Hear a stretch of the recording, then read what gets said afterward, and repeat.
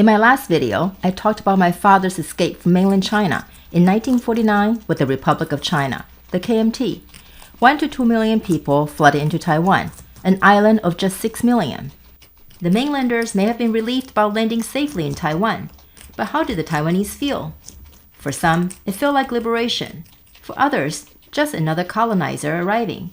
This time, I want to tell the story from the other side, through my mother's childhood memories in southern Taiwan. But first, a quick intro. Hi, I'm Seriously, Taiwan Matters. I'm Taiwanese and American, now living in Europe. And these are my guinea pigs. They'd give Taiwan a thumbs up if they had opposable thumbs. In 1949, when most mainlanders arrived in Taiwan, my mom was 8 years old. Housing 1 to 2 million newcomers was a real challenge, so soldiers moved into her elementary school. Kids went to school on alternating days because only half of the classrooms were available. The soldiers' quarters were off limits, walls plastered with weird anti-communist posters, which of course fascinated the kids like a haunted house would. The difference was, in this haunted house, the monsters were real. Some soldiers actually kidnapped children, so adults had to escort kids between home and school every day. Despite some fear, my mom also had fond memories of new teachers from China, especially a music teacher who sparked her lifelong love for music. To a child, it might have felt like things were settling down, but adults knew the calm only came because the KMT had already wiped out much of the Taiwanese resistance.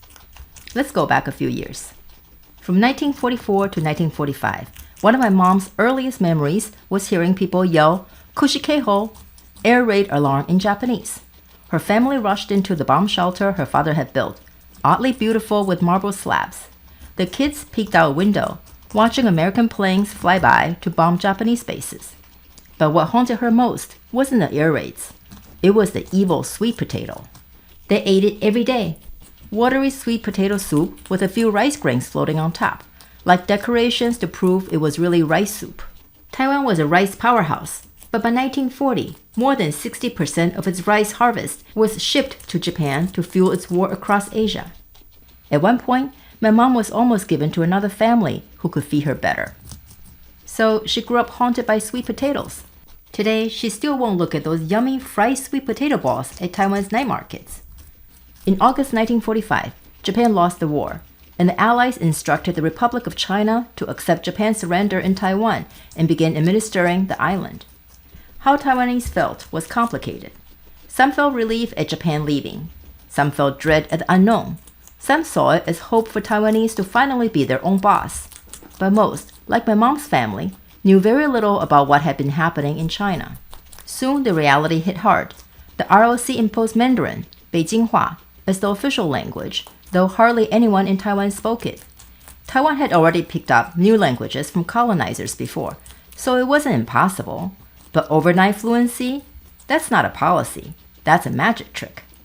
The KMT used this gap as an excuse to call Taiwanese uneducated and handed nearly all key positions in government, police, and the military to mainlanders.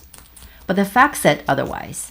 By the mid-1940s, about 70% of Taiwanese children were in school, while in China, only about 20% could read.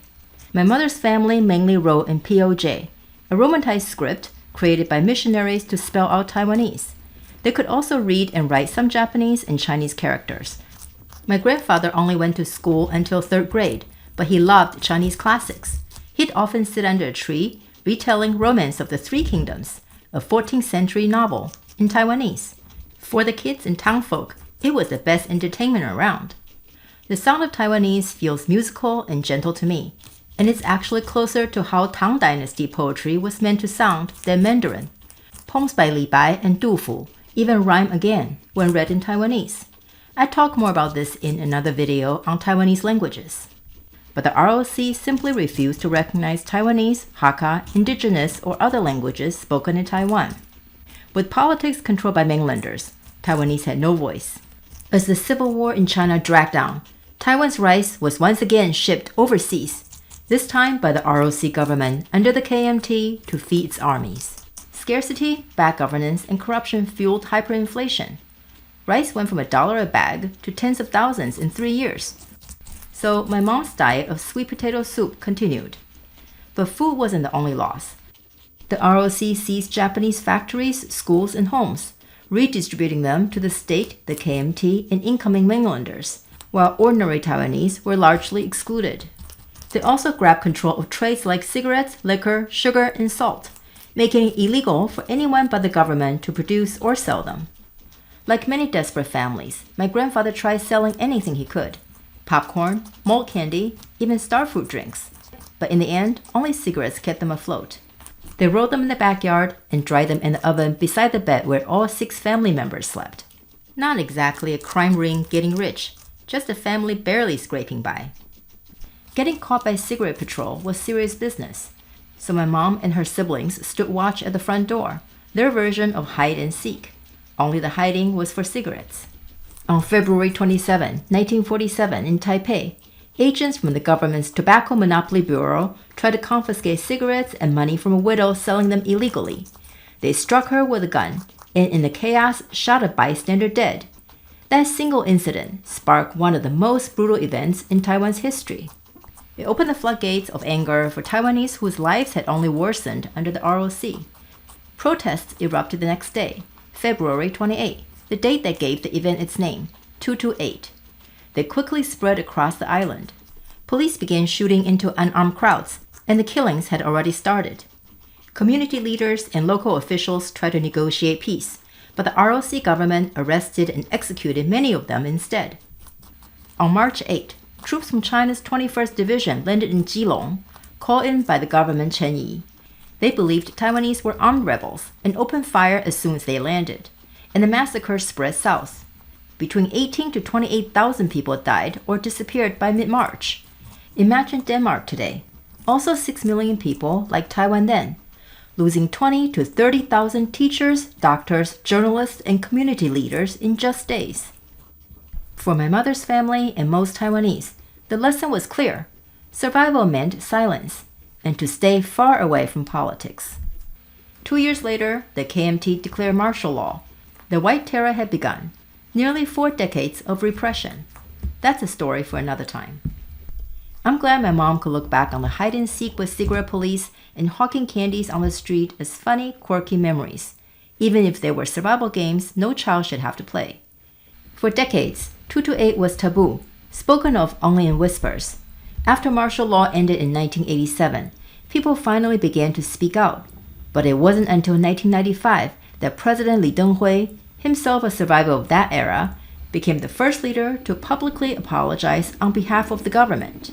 He declared February 28 a national day of remembrance, built memorials, and created the 228 Foundation to support victims' families. Later, other presidents also offer apologies, each reaffirming the importance of truth and reconciliation. By confronting its past, Taiwan showed that healing and democracy can grow together. Taiwan can forgive, but it does not forget. It faces its real history to build a better future. That's the sharpest contrast with communist China. I'm proud that Taiwan, with all its traumas and histories, is now a place where every citizen has a voice and a vote. Please subscribe and check out our other videos.